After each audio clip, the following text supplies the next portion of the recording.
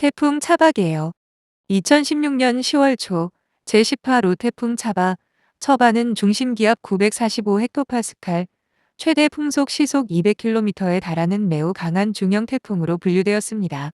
일본 오키나와 부근에서 북상하던 차바는 한반도 남부 지역, 특히 부산, 울산, 경남 동해안 지역에 직격탄을 날렸습니다.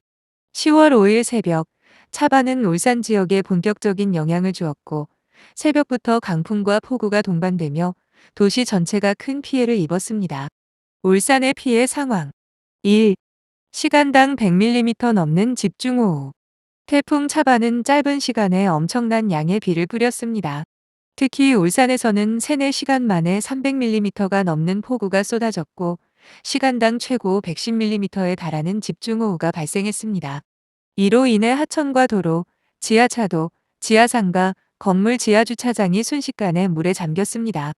2. 침수 피해.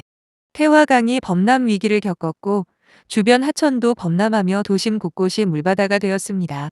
성남동, 삼산동, 공업탑, 중구 원도심 지역은 차량 수십 대가 물에 잠기거나 떠다니는 모습이 목격됐습니다. 지하상가와 대형마트의 지하주차장이 물에 잠기고 고립된 시민 구조 작업이 이어졌습니다. 주택, 상가 등 약 5천여 채 이상이 침수되었습니다. 3. 강풍 피해. 차바는 바람도 강력했습니다. 울산 일부 지역에서는 초속 40m 이상의 돌풍이 불며 간판, 가로수, 유리창, 신호등 등이 파손되었습니다. 공장 지붕이 뜯기고 고층 건물 외벽 마감재가 날아가 시민들을 위협했습니다. 4. 정전과 교통 마비. 강풍으로 인해 울산 전역 약 3만여 세대가 정전을 겪었으며 전신주와 전력선 손상이 발생했습니다.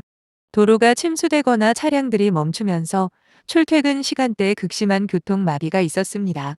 지하차도, 지하도로는 완전히 폐쇄되었고 일부는 수압으로 벽체가 무너졌습니다. 인명피해.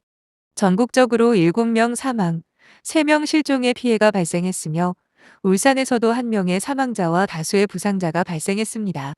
특히 지하 주차장에 차를 대러 간 시민이 물에 휩쓸려 사망하는 등 갑작스러운 급류로 인한 인명피해가 이어졌습니다.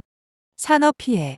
울산은 현대자동차, 현대중공업, SK에너지 등 대기업 공장이 밀집한 지역입니다. 태풍 차바는 이들 기업에도 큰 타격을 입혔습니다. 현대차 울산 공장은 침수로 생산 라인이 멈췄고 수천 대의 완성차가 물에 잠겨 수백억 원의 피해가 발생했습니다. 현대중공업도 일부 설비가 침수되었고 작업 중단으로 수일간 피해가 이어졌습니다.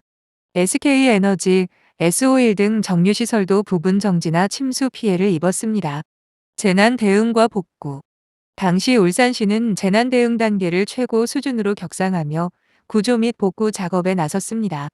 소방대원과 군 인력이 투입되어 고립 시민을 구조하고 도로의 토사 제거 작업을 진행했습니다. 정부는 울산 등 4개 시군을 특별재난지역으로 선포, 복구 비용을 국비로 지원하고 이재민 구호에 나섰습니다. 그러나 침수 피해 보험 가입률이 낮아 보상받지 못한 시민들의 고통이 컸습니다. 시민들의 기억 속 차바. 태풍 차바는 울산 시민들에게 기억하기도 싫은 재난으로 남아 있습니다.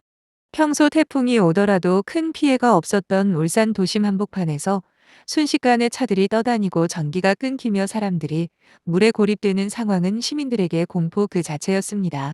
일부 시민들은 마치 영화 해운대의 한 장면 같았다고 회상하며 이후 재난경보체계, 배수시설의 중요성에 대한 인식이 크게 달라졌습니다. 작은 파란색 다이아몬드 이후의 변화.